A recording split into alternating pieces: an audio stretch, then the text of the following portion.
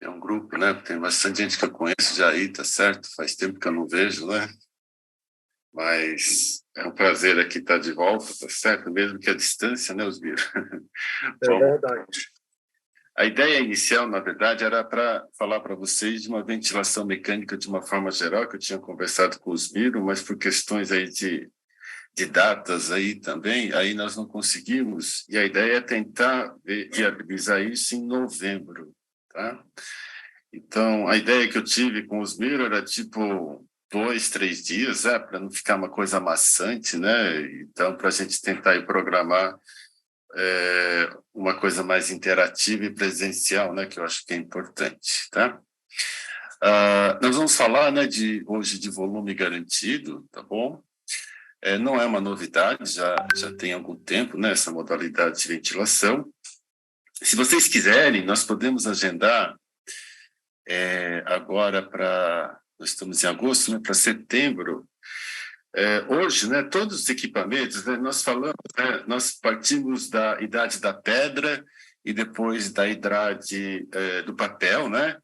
E agora nós estamos na idade do vidro, né? Então, não sei se vocês perceberam, todos os ventiladores hoje é uma tela de computador que fica na sua frente e é a era, né, do smartphone, dos computadores, que é a era do vidro, que nós estamos aprendendo e se comunicando através do vidro, né?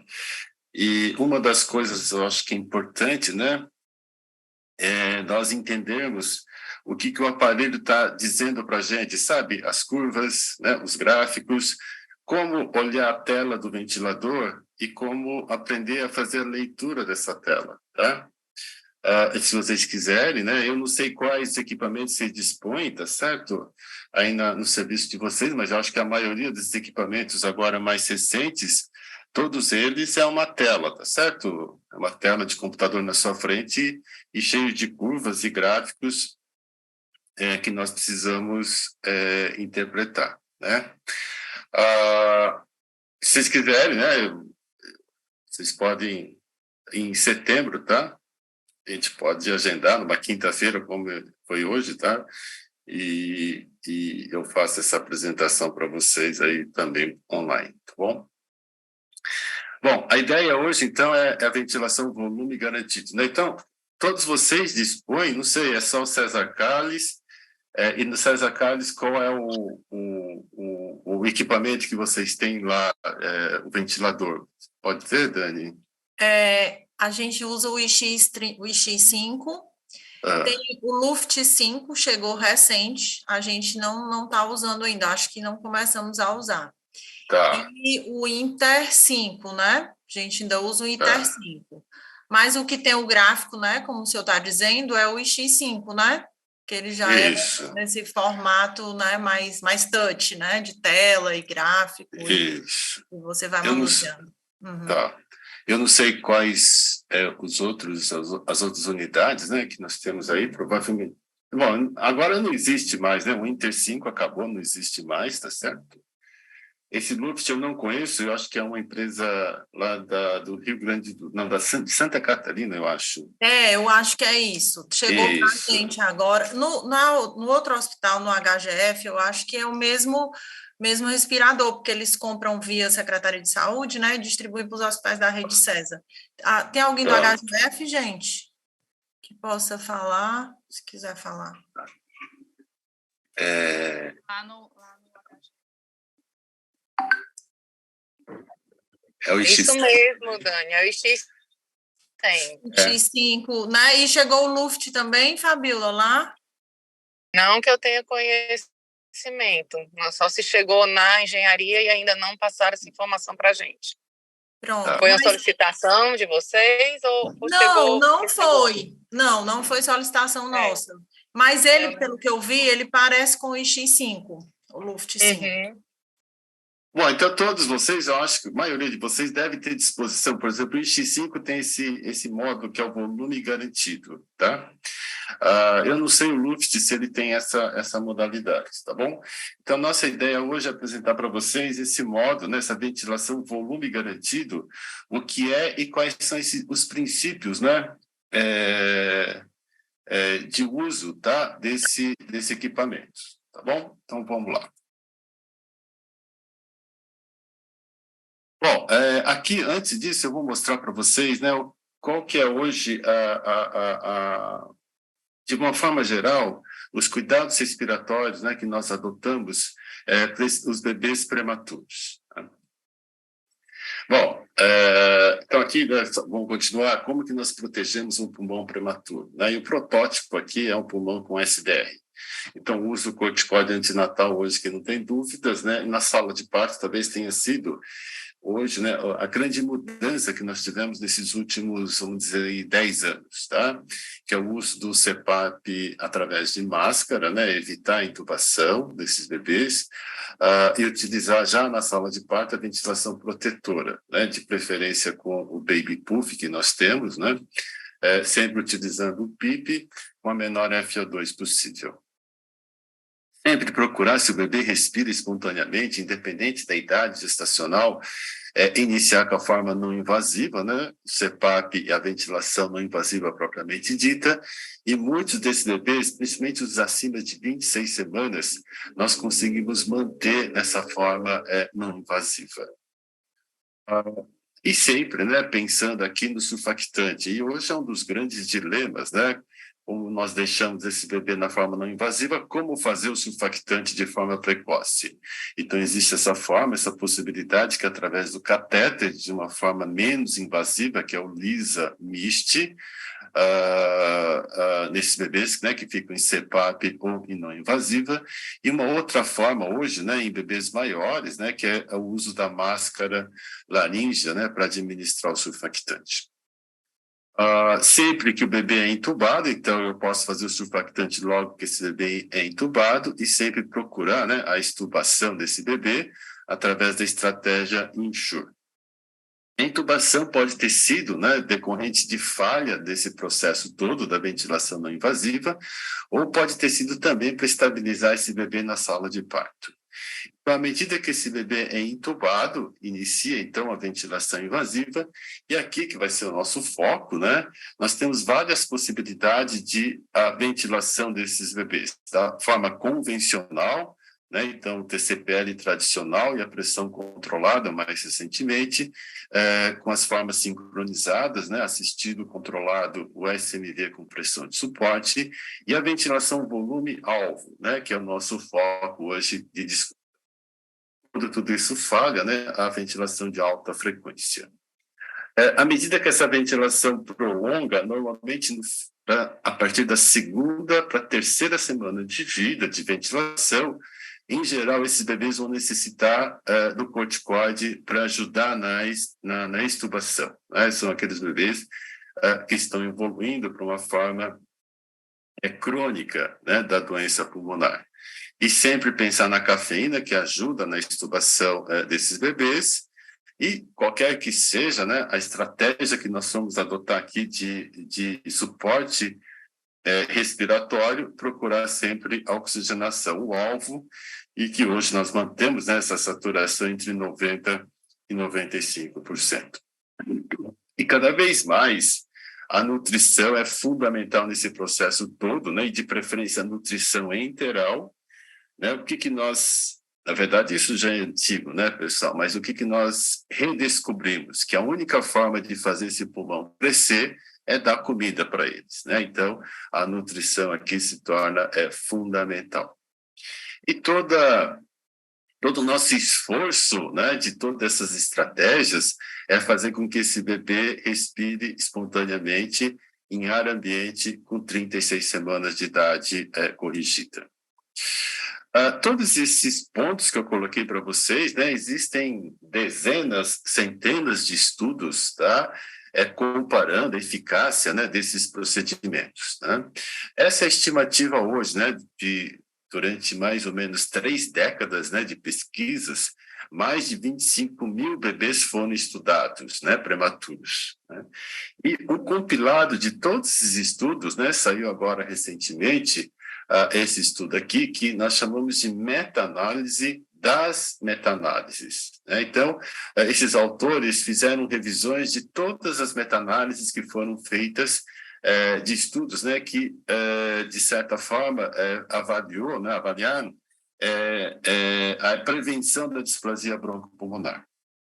Então, o estudo compilou 154 revisões sistemáticas, né? Então, 154 meta-análises de alta qualidade. Qual foi a conclusão, né, dessa revisão? Se nós queremos diminuir, né, a displasia, o óbito, ou, em outras palavras, se nós queremos, diante de um prematuro, se nós queremos aumentar a chance desse bebê sobreviver sem a displasia, então esses são os pontos que eu tenho que procurar implementar, né? Então, iniciar o CPAP já na sala de parto, em vez de entubar esse bebê. Tá? E sempre procurar nesses bebês administrar o surfactante até 3 horas de vida, né? Mesmo estando em não invasivo. E aí o método de eleição é através do Lisa-Mist. E se esse bebê precisar de ventilação, entubar e ser ventilado, a ventilação volume-alvo, né, em vez de pressão-alvo. Existem essas duas outras, vamos dizer, estratégias, né, que é o uso do corticoide inalatório precoce e a hidrocortisona precoce. Nem todos, né, apesar de existirem evidências, né, que diminuem a displasia, ainda não é um consenso, né? Existem muitas controvérsias aí no uso desses dois processos, né? Então, a ventilação volume-alvo, tá? Esse é o mouse que está. A ventilação volume-alvo é a ventilação hoje, né, que é recomendada a partir do momento que eu intubo esse bebê e inicio a ventilação mecânica. E qual é a lógica, qual é a base dessa ventilação volume-alvo? Nós utilizamos, né, isso não mudou. O ventilador nosso é o de sempre, tá? É aquele ventilador que controla pressão, né? Se nós fizermos aqui uma base de ventilar os bebês entre 40 a 60, né, frequência de 40 a 60 por minuto, isso corresponde em 1 hora, nós estamos insuflando esse pulmão em cerca de 2.500 vezes, tá? De forma, então, cíclica, né? E lógico que isso vai provocar lesão nesse pulmão, né? Então, esse estímulo mecânico de forma cíclica vai lesar esse pulmão, né? Mais ou menos lesão aí, tá? E quais são os 3, vamos dizer, mecanismos, né, propostos? O barotrauma, que seria por pressão, e agora, né, o que se acredita que seja pelo excesso de volume, que é o volutrauma, e o atelectrauma. Então, o volutrauma é quando eu provoco nesse pulmão um excesso de volume, então uma hiperdistensão na fase inspiratória. E o atelectrauma, quando na fase expiratória esse pulmão se fecha, né? Então, é um ciclo de colapso e insuflação desse pulmão, que também provoca lesão. Então, ambos, né, todas essas 3, vamos dizer, processos vão desencadear a lesão celular, seja por tensão mecânica, seja por estiramento desse pulmão. E essa lesão celular provoca uma resposta biológica, né, que é o biotrauma, né, a produção, né, de mediadores inflamatórios que provoca, né, mais lesão pulmonar, então perpetua essa lesão pulmonar, e hoje nós sabemos que essa lesão não se restringe aos pulmões. Ocorrem lesões em múltiplos órgãos, né, em órgãos sistêmicos, e o que mais preocupa agora, que nos preocupa, é a lesão cerebral, né? Então, essa lesão que nós chamamos, né, lesão cerebral induzida pela ventilação mecânica. Então, as custas dessa fisiopatologia que nós conhecemos, né? Então, como o volutrauma, tá, é vamos dizer, um fator importante que desencadeia essa lesão pulmonar. Então, já há algum tempo, né, vem essa proposta, né, de se tentar controlar o volume que eu estou administrando nesses bebês, né, durante a ventilação mecânica. Então, nós vamos ver agora, né, como que é feito isso. Então, uma estratégia de ventilação protetora, qual é? Evitar, né, a hiperdistensão pulmonar, então, que é o volutrauma, isso na fase inspiratória, e na fase expiratória, né, quando todo esse gás sai, evitar a formação, né, desses das atelectasias, né? Então, colapso, evitando o atelectrauma. O volume do pulmão eu vou ajustar controlando o pico de pressão inspiratória. E o PIP, né, vai ajudar no controle desse atelectrauma, tá? Evitar que esse pulmão entre em colapso. E um dos grandes avanços, né, da ventilação mecânica que nós observamos nesses últimos, vamos dizer, 4 décadas, tá? Foi o desenvolvimento desse sensor de fluxo. Tá? E no período neonatal, o local onde é melhor, né, ter esse sensor o sensor na localização proximal. Tá? Através desse sensor, né, nós conseguimos monitorar o volume, né, que nós administramos durante a ventilação mecânica. Então, nós vamos ajustar o pico de pressão, né, de acordo com o volume corrente que nós desejamos.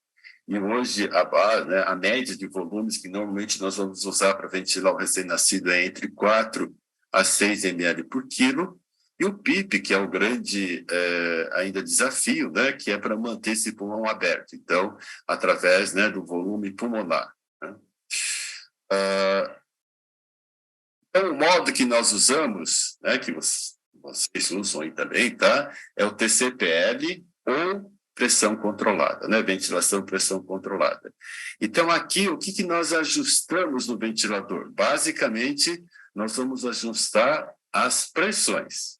Né? Eu ajusto o PIP, né, o PEP, e vou ajustar o pico de pressão, né, a PINSP. Então, nesses ventiladores, o pico de pressão, ele permanece, né, ele se mantém constante durante a ventilação. Né? Então, isso eu ajusto no equipamento. Aí, o que acontece com o volume que nós estamos dando para esse pulmão? Então, o volume que o bebê está recebendo. Então, esse volume vai ser variável. Né? Então, eu mantenho pressão fixa, mas o volume varia. Tá? E essa variação do volume depende de quais parâmetros? Primeiro, o quanto de diferencial eu deixo, né, entre o pico de pressão e a PEP. Quanto maior o diferencial, maior o volume que eu estou dando. Tá? Então, isso é um fator que eu consigo controlar no equipamento. Mas existem outros 2 fatores aqui que eu não consigo controlar adequadamente. Então, esse volume que o bebê recebe depende das características da mecânica pulmonar. Então, depende da complacência e da resistência. Então, vamos pegar aqui um exemplo típico da prática do dia a dia nosso. O bebê prematuro nasce, eu começo entubado, né, por algum motivo, eu começo a ventilar esse bebê. Aí, num determinado momento, eu vou administrar o surfactante. Né? O que o surfactante promove de alteração desse pulmão? Ele melhora a complacência. Tá? Então, se eu, antes do surfactante, eu ajustei os parâmetros do ventilador com X, né, o nível X de pressão, eu faço o surfactante, à medida que a complacência melhora, se eu não ajustar esse pico de pressão, o volume que ele está recebendo vai aumentando. Tá? E na situação de piora de complacência é a mesma coisa. E da resistência também. Então, à medida que eu vou alterando, essa mecânica altera, o volume corrente, né, que esse volume que o bebê recebe, também vai oscilando. E existe um terceiro fator que interfere nesse volume, né, que é a respiração espontânea. Né? Vocês sabem, então, que nós estamos ventilando o bebê que está respirando. E essa respiração no bebê, normalmente, principalmente no prematuro, é uma respiração irregular, né? Seja períodos que ele faz apneia e também irregular no esforço que ele faz, né? Então, tem momentos que ele faz um esforço mais profundo, tem momentos que a respiração fica mais superficial. Tá? E qual é a consequência, então, desse padrão respiratório que é irregular? Tá? Nessa questão do volume que ele recebe. Tá? Não sei, vocês, quem conhece São Paulo, né, acho que muitos de vocês conhecem, lá no Ibirapuera tem esse monumento, né, Monumento das Bandeiras, tá? e que nós chamamos, né, esse movimento de puxa-empurra. Tá? Então, para vocês entenderem essa história do esforço, então vamos pegar esse modelo para vocês visualizarem. Então, vamos imaginar que esse barco seja um volume corrente. Tá? Então, para movimentar esse barco, esse volume corrente, existe uma força que vai empurrar esse barco. Tá? Então, nós vamos fazer analogia aqui, que seria a pressão positiva do ventilador. Então, quanto eu ajusto lá de pressões, quanto maior essa pressão, maior a força, né, para empurrar e vai ter mais volume corrente. E vai existir uma outra força que é aquele que puxa, né, que no caso vai puxar o barco. Tá? E essa força na ventilação seria o esforço respiratório espontâneo do bebê. Né? Então, nós vamos ver aqui como que isso vai funcionar. Então, imagina que essa linha aqui, né, essa seta, seria o volume corrente. Né? E aqui, pressão negativa a nível pleural. Então, quando o bebê respira espontâneo, ele gera uma pressão negativa que vai aspirar o gás que está lá em cima. Tá? Então, ele gera uma pressão, aí no caso transpulmonar, que é o esforço que ele faz. E o volume corrente, né, que ele vai conseguir movimentar. Aí, se esse paciente agora é colocado em ventilação com pressão positiva, o ventilador também, né, pela diferença do pico de pressão e do PEP, é a pressão transpulmonar. Tá? Então, isso vai gerar também um movimento de gás, então gera aí o volume corrente que vai entrar, né, no bebê. Então, eu tenho essas duas forças, tá? Uma força que empurra o gás, que é do ventilador, e uma outra força que aspira esse gás, que é o esforço espontâneo do bebê. Quando essas duas forças coincidem, tá? Então, essa pressão transpulmonar vai ser maior e a intensidade do esforço agora vai juntar, né, o espontâneo mais a pressão positiva. Então, é importante que esse esforço coincida com a pressão positiva. Quanto maior for esse sincronismo, maior vai ser o volume corrente que esse bebê está recebendo, né, com os mesmos parâmetros, sem ajustar o equipamento. Ou pode existir momentos que ele comece a brigar com o ventilador. Então, ele pode estar numa fase fora, né, exalando, e o aparelho está mandando a pressão positiva. E aí também cai o volume corrente que ele está recebendo. Né? Então, daí, esse esforço respiratório, né, espontâneo, também altera o volume corrente que nós estamos administrando. Tá? Então, esse esforço nós não conseguimos ver na tela do aparelho. Né? Esse esforço aqui, tá, essa parte de baixo que vocês estão vendo aqui em amarelo, vocês não vão conseguir enxergar. Então, o que gera o volume corrente final para o bebê é essa pressão transpulmonar, né? Que junta a pressão positiva do aparelho e o esforço, né? Que é a pressão negativa gerada pelo esforço respiratório.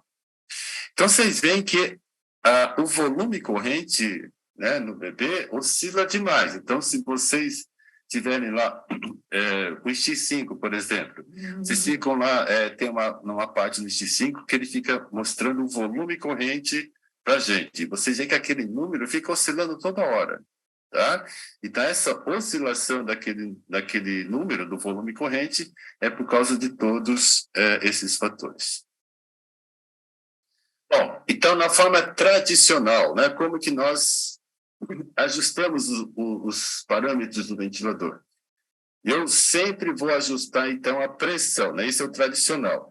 Eu vou lá ajustar a pressão, no caso aqui, o pico de pressão inspiratória, e para ajustar essa pressão, né, para mais ou para menos, antigamente eu observava a expansibilidade do tórax. Então, quando esse tórax expandia muito, eu diminuía a pressão.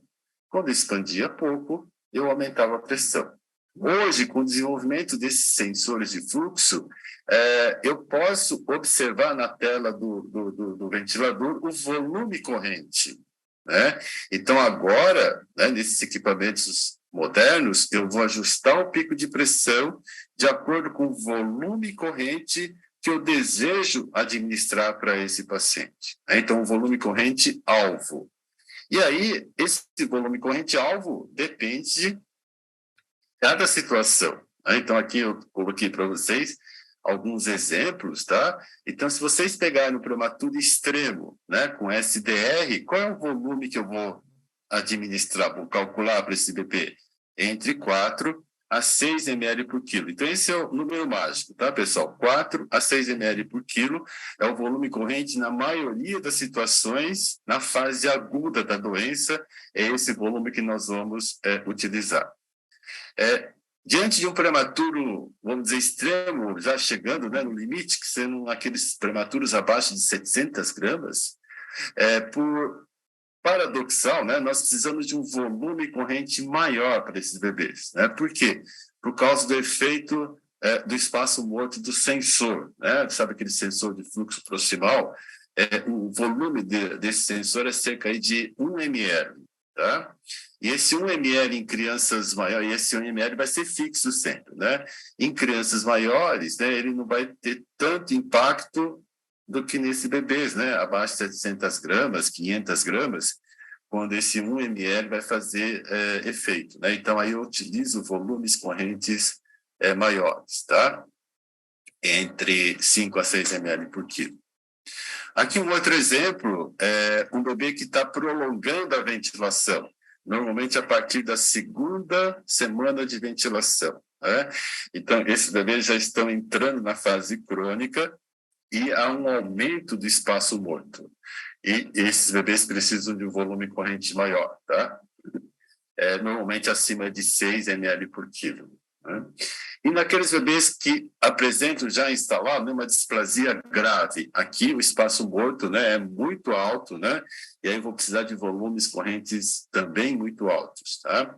Acima de 10, né, 12 ml, alguns chegam a 15, 16 ml por quilo para conseguir ventilar, né, esses bebês.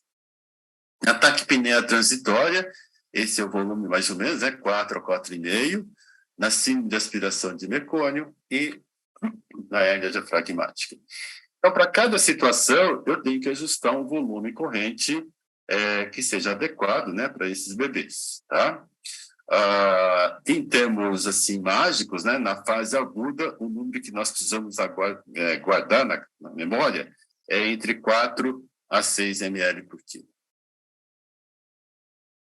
Então, hoje, né, quando eu estou diante de um equipamento que monitora o volume corrente, como que eu faço o ajuste da pressão? Eu ajusto a pressão aqui, mais especificamente o pico de pressão inspiratória, para obter um volume corrente, né, de 4 a 6 ml por quilo. Tá? É dessa forma que eu vou ajustar. E como que seria, então, essa forma de ventilar volume-alvo, né, ou volume controlado? Então, aqui, 2 conceitos aqui diferentes que vocês devem saber, né? O que é volume controlado e o que é o volume-alvo, né? São 2 coisas distintas, tá? Quando eu falo em volume controlado, é aquela ventilação que vocês já ouviram falar, vocês já devem ter visto, que é a ventilação do adulto ou de crianças maiores, tá? Então, onde o equipamento controla o volume que eu vou administrar para o bebê ou para o paciente. Né? Então, se eu quero administrar 10 ml, o aparelho calcula 10 ml e manda 10 ml para o bebê. Tá? O grande problema de você usar essa forma de ventilar no recém-nascido é o local onde ele mede esse volume para dar para o bebê, né? No caso, para o paciente. Ele mede nos sensores internos. Tá? Então, se eu quero, por exemplo, se eu acho que esse bebê, esse paciente precisa de 10 ml, ele vai soltar 10 ml lá no início do circuito. Qual que é o problema disso? É que esse 10 ml, ele vai ter que passar por todo esse circuito umidificador, então existe esse volume de compressão do circuito e jarro do umidificador. Isso vai levar a uma perda desse volume. Existe um outro fator também, que é a complacência, né? O quanto o circuito distende, né? Quando esse gás está passando. Também vai interferir nesse volume final que o paciente recebe. Né? Então, existem já estudos mostrando, né, quando você faz a avaliação, né, do volume que sai do aparelho e aquele que chega no paciente, essa diferença pode ser de 50%. Então, daí, né, esses equipamentos que medem o volume no interior do ventilador, para fazer todo o controle da ventilação em recém-nascido, não é a forma mais adequada de se ventilar, né? Porque no recém-nascido o volume corrente é menor, tá? E essas perdas, né, influenciam bastante na ventilação. Então, nós não vamos utilizar esse volume controlado, tá? E qual que é um dos grandes problemas hoje, né, na ventilação, seja volume-alvo, não volume-alvo, mas nesses novos equipamentos, né, que faz essas formas sincronizadas, tá? E também, né, o volume garantido, né? O grande problema, né, o grande obstáculo é o escape de gás, né? Antigamente, nós não dávamos muita bola para esse escape, né? Porque ele não interferia tanto na ventilação mecânica, tá? Agora, nesses novos modelos, nesses novos modos, essa fuga de gás, né, interfere bastante, né, na ventilação mecânica, tá? E principalmente nós vamos ver na ventilação no volume garantido. Então, vamos imaginar aqui, olha, o sensor, tá? Esse é o sensor de fluxo proximal, né? Então, o que acontece? Então, vamos imaginar que sempre que vocês forem ver lá o aparelho na tela, ele vai mostrar para a gente o volume corrente inspirado e o volume corrente expirado, né? Então, vamos pegar aqui o exemplo à esquerda de vocês. O aparelho vai mostrar para vocês esse 6 ml, tá? É aquele que vai passar pelo sensor na inspiração do aparelho, né? Na pressão positiva do equipamento. Então, esse 6 ml vai entrar através da cânula e quando ele chega na traqueia, há uma distensão da traqueia. E essa distensão vai fazer com que haja fuga de gás. Então, aqui no exemplo, eu coloquei 2 ml de fuga e vai entrar 4 ml que vai expandir esses pulmões, tá? E na exalação, esse gás, esse 4 ml vai saindo. Quando ele chega lá na entrada da cânula, também vai ter um espaço que vai ter um vazamento. Aqui eu coloquei como exemplo 1 ml. Então, vai sobrar quanto? 3 ml que sai e que vai ser medido de novo pelo sensor, que é o volume corrente exalado, né? Então, vocês veem essa diferença do volume corrente inspirado e o volume corrente exalado, que é em decorrência a esse escape de gás, tá? Normalmente, escape de gás ocorre, né, maior proporção na inspiração, né? E à medida que eu vou ventilando esse bebê, normalmente a partir da primeira semana, final da primeira semana de vida, esse escape já começa a ser acentuado, tá? Então, vocês podem ver isso na prática, né? Nasceu um bebê lá abaixo de 1 quilo, entuba com uma cânula 2,5, né? Nos primeiros dias, praticamente ele não tem escape nenhum. A partir do 3º, 4º, 5º dia, vocês vão começar a observar um aumento, né, no percentual de fuga, né? Então, no X5, vocês podem ver lá o percentual de fuga, tá? Que vai aumentando, né? Qual que é o impacto disso, né, na ventilação volume garantido? Porque no volume garantido, ele toma como referência para correção, né, do volume, esse volume exalado, tá? Então, é o 3 ml que ele toma como referência. Então, se há muita fuga de gás, ele sempre subestima aquilo que efetivamente foi para o pulmão, né?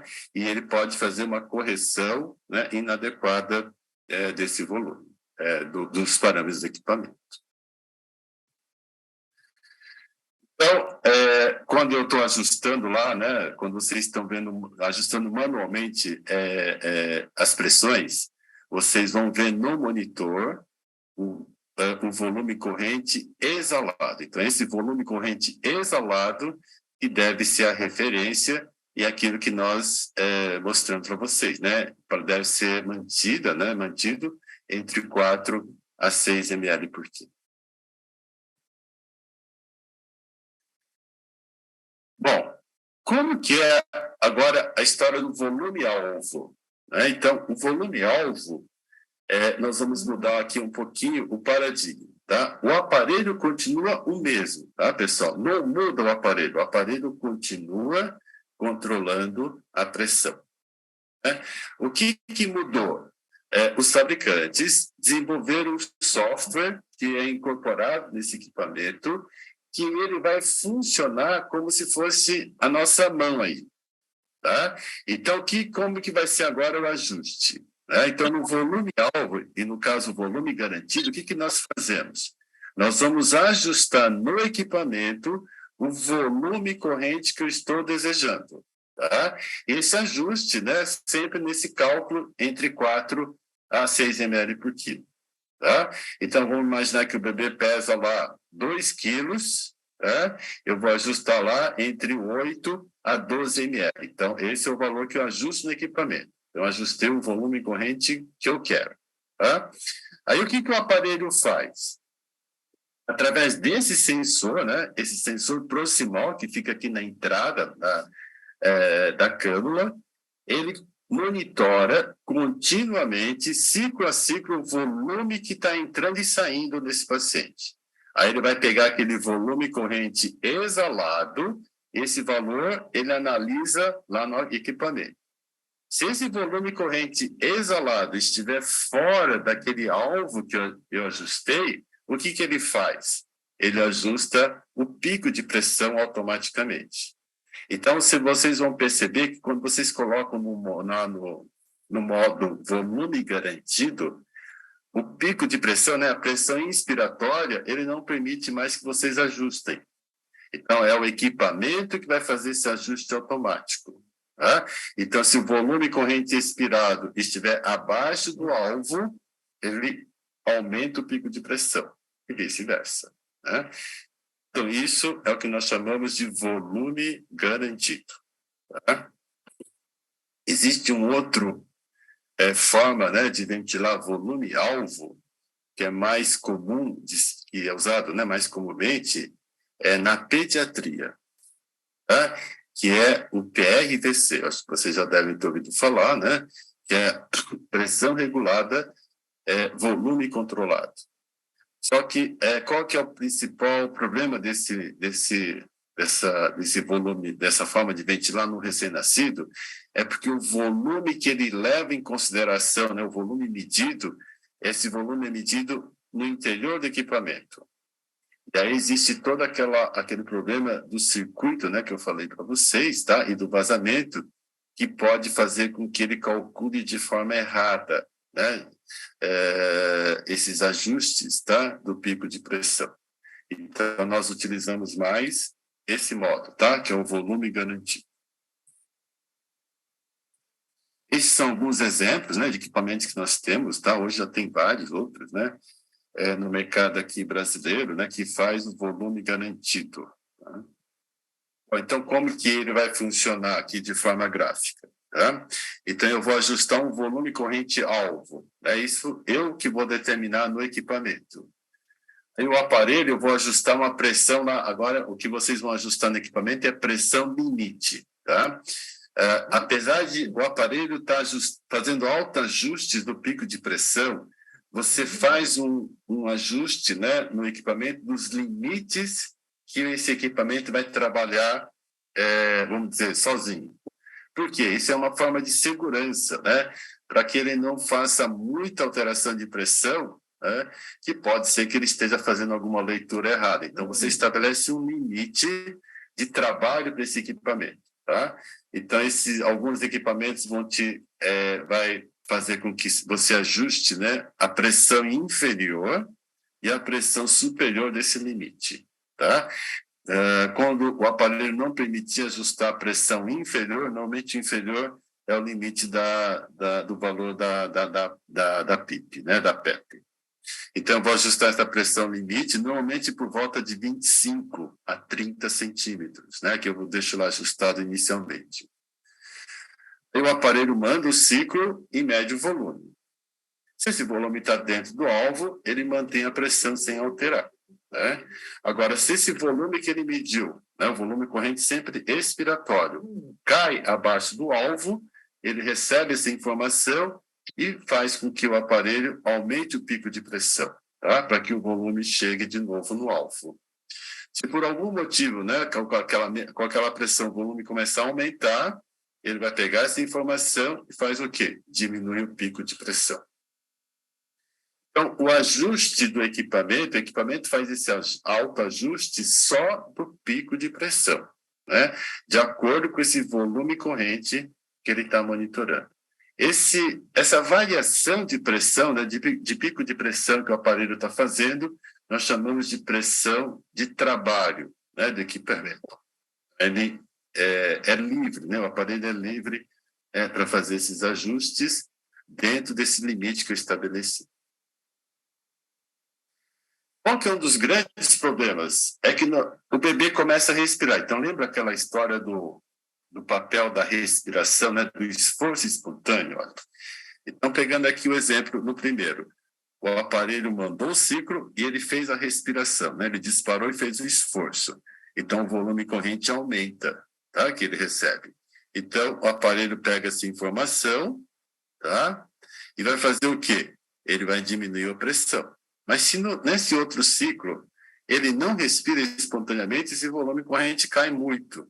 Ele recebe essa informação, vai tentar aumentar o ciclo e que pode estar dentro do alvo, né? Ele não mexe, tá? Nesse nível de pressão, tá? Até que no próximo ele vai ter um esforço um pouquinho maior, ele aumenta, tá? E aí ele tenta diminuir, quando não respira, cai de novo, né? E se no outro, tá, tem um esforço muito importante, esse volume corrente fica bem maior. Então, sempre, né, no volume garantido, a correção é posterior. Eu vou levar sempre em conta os ciclos pregressos e vou corrigir para frente, tá? E essa correção do que o bebê vai receber efetivamente, lógico, depende muito desse esforço, né?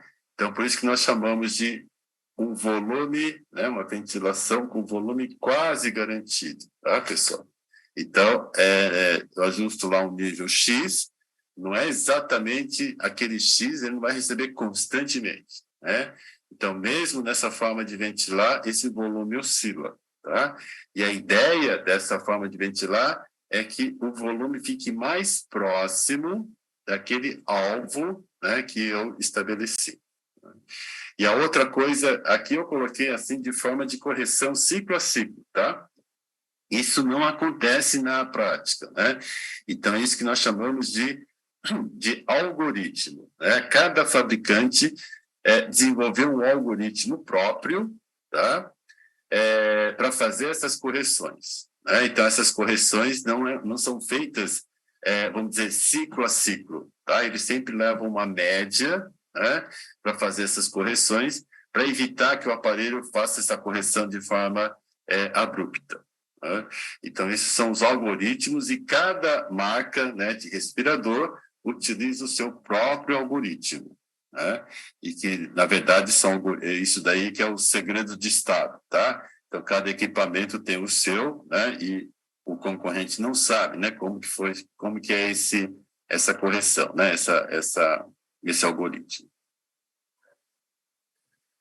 Bom, então, aqui, né, quando vocês forem optar, né, pelo volume garantido, tá?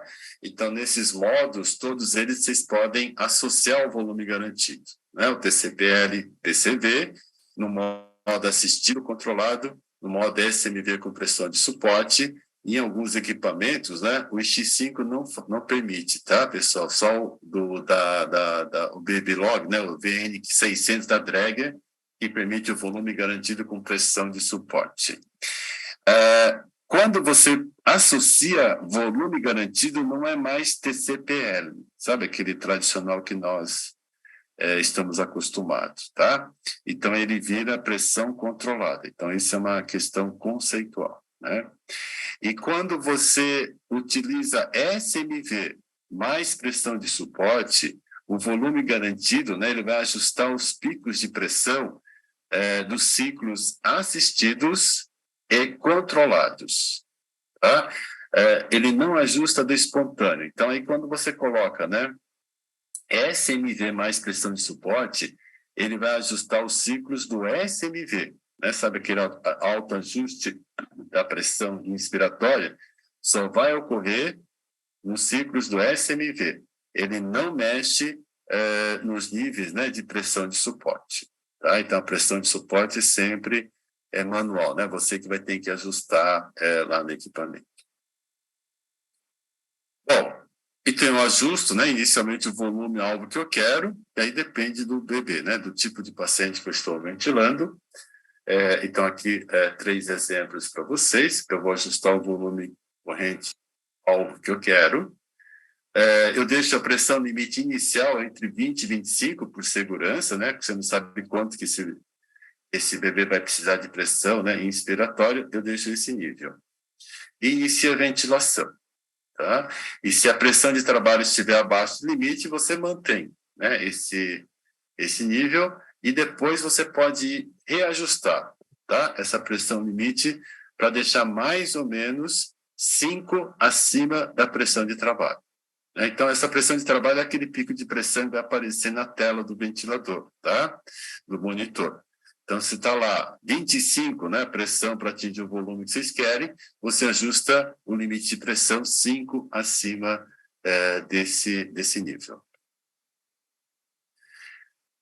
O ponto central, né, quando vocês colocarem o volume garantido, é assegurar que esse sensor de fluxo, tá, esse que fica proximal, esteja funcionando de forma adequada. Então, é fundamental a calibração. Então, vocês vão ver que no IX5, às vezes o bebê está sendo ventilado, de repente você entra lá no modo para escolher, né, o volume garantido, ele está desabilitado.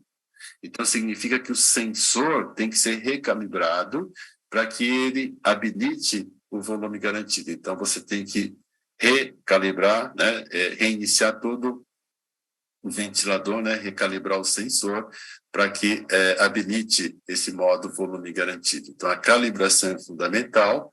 A presença de secreção, né, condensado de líquido naquele sensor, pode fazer com que ele faça uma leitura errada do volume corrente. Fazendo uma leitura errada, o que ele faz? Ele vai corrigir de forma errada, né? Então, é importante que o sensor fique livre, tá, de condensado, de secreção. Um outro ponto importante, quando deixou em VG, a posição da ponta da cânula vai ser fundamental, tá, pessoal? Principalmente essa posição mais introduzida, quando essa ponta da cânula fica próxima à carina, né? Então, isso vai dar um sinal de obstrução, tá? Então, a pressão vai aumentar mais e o aparelho vai fazer leitura errada do volume que esse bebê está recebendo, e ele vai aumentar mais a pressão, tá certo? Para dar mais volume, né? Então, é fundamental, né, que a cânula esteja na posição adequada, né? E muitas vezes, quando não está no volume garantido, é mais ou menos tolerável, né, essa cânula mais próxima, mas no volume garantido, isso tem que ser tomado cuidado e reposicionar, tá, esse tubo, que é um desafio, né, vocês sabem, bebês muito pequenos, esse deslocamento mínimo da cânula pode fazer com que essa cânula fique muito alta, né, ou fazer até uma intubação seletiva. Tá? E um outro ponto, né, é a fuga de gás, tá? Assim, normalmente vocês não pode ficar zero de fuga, tá bom, pessoal? Zero de fuga de gás significa que essa cânula está na traqueia, entrando na traqueia e está entrando apertado. Então, a fuga, né, pessoal? Até 20% de fuga é tolerável, independente do tipo de ventilação que vocês fizerem, e até é importante que tenha um certo grau de fuga, né? 5%, 10%, para evitar que tenha lesão, tá, da entrada da glótula. Então, isso é importante na hora que vocês tiverem um equipamento que monitora essa fuga, através dessa monitoração, para vocês saberem, né, se essa cânula está adequada ou não. Até 40, então, é tranquilo, dá para vocês usarem esse volume garantido de forma tranquila. Entre 40 e 60 já começa a ter falhas, tá, pessoal?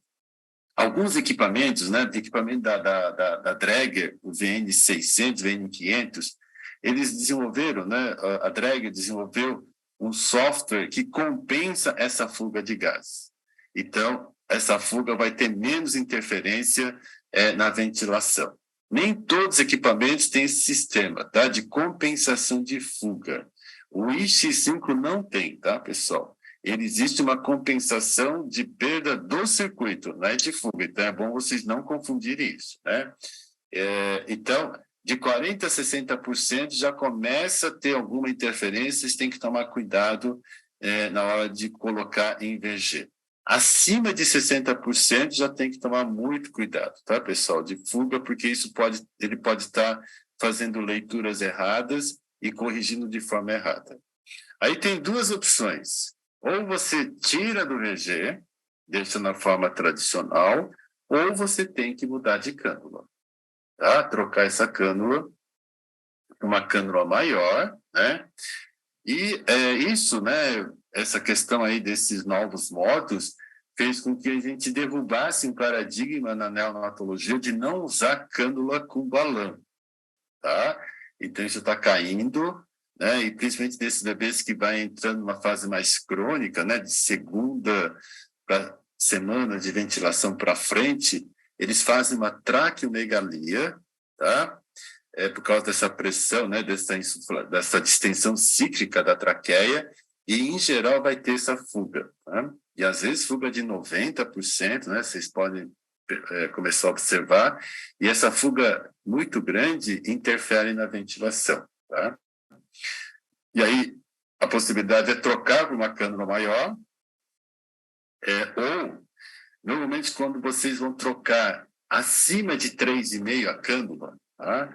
Vocês devem pensar numa cânula com cuff, mas só que não pode ser uma cânula qualquer, então vocês vão ter que ir atrás, que hoje nós chamamos as cânulas, né, com cuff, de alto volume e baixa pressão, tá? E o recomendado, além disso, é que seja o que nós chamamos de microcuff, então aquele balão é menor, tá? Não é em todo lugar que tem essa cânula, tá, pessoal?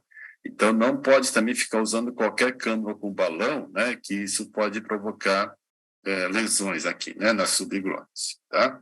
Então, essa questão aí da fuga agora mudou, né, esse pensamento em relação ao uso de cânula com balão. Então, essa compensação de fuga, né, é o aparelho da Dräger, tá, que tem esse software. O que o mundo está fazendo? Tá? Então, isso aqui é um levantamento de vários centros, né? São as várias redes mundiais e vários centros no mundo inteiro. Tá? Então, foi feito um levantamento. Qual é o modo de ventilação hoje que está sendo utilizado em prematuros, né? Aqui no caso, abaixo de 29 semanas, o modo primário, tá? O modo inicial. O bebê intubou, o que se faz, né, de estratégia ventilatória? Aqui são as várias redes mundiais, todas UTIs de nível 2 e 3, vocês veem aí, né, os vários modos de ventilação, modo primário, e se nós considerarmos, né, aquele que é o mais utilizado hoje, né, é esse aqui, é o modo primeiro. Se vocês forem escolher, isso na fase aguda, tá, pessoal? Escolher das modalidades sincronizadas, tá? E aí quais são? Assistido controlado, SMV, pressão de suporte. Então, dessas formas sincronizadas, qual que é o que é recomendado hoje para uso neonatal na fase aguda? É o assistido controlado. Se esse bebê fica até 2 semanas de ventilação, vocês podem manter em assistido controlado nesse tempo todo. Não precisa passar para o SMV para fazer o desmame e extubação. Tá? Mantenha assistido controlado. E o ideal, se vocês tiverem, então, tipo IX5, aqui no caso do exemplo, é colocar em assistido controlado mais VG, tá? Que é esse verde aí que vocês estão vendo, né? Então, gradativamente, essa combinação, tá? É o que mais está sendo utilizado, né, para ventilar recém-nascido, né? Principalmente os prematuros.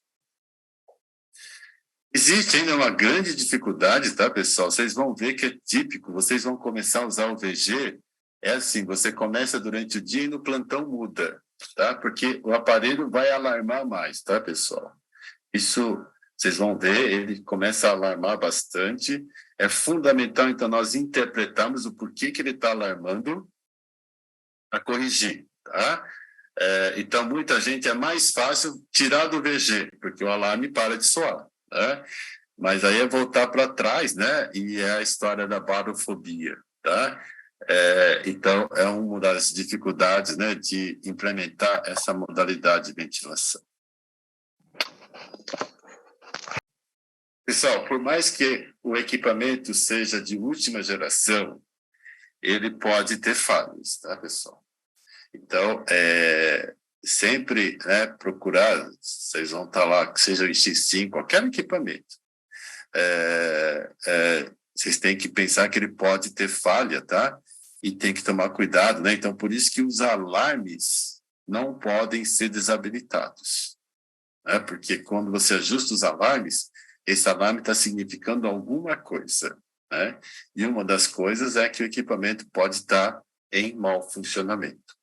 E principalmente nessas modalidades onde o equipamento começa a fazer os autoajustes, tá? Então ele faz a medida e faz autoajuste, pode ter esse perigo, né, de ele estar fazendo errado e levar a consequências aí sérias, tá? Então era isso, pessoal.